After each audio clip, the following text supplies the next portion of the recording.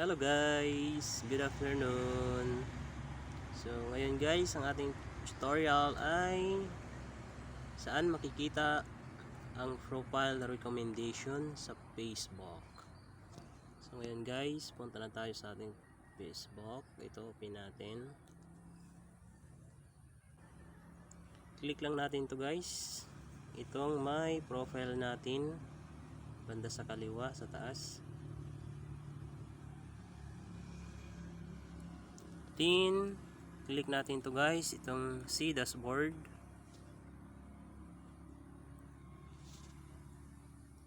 Scroll lang natin pababa guys.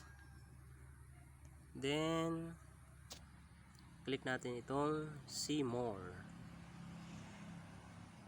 Ayan. So nandito sa taas guys,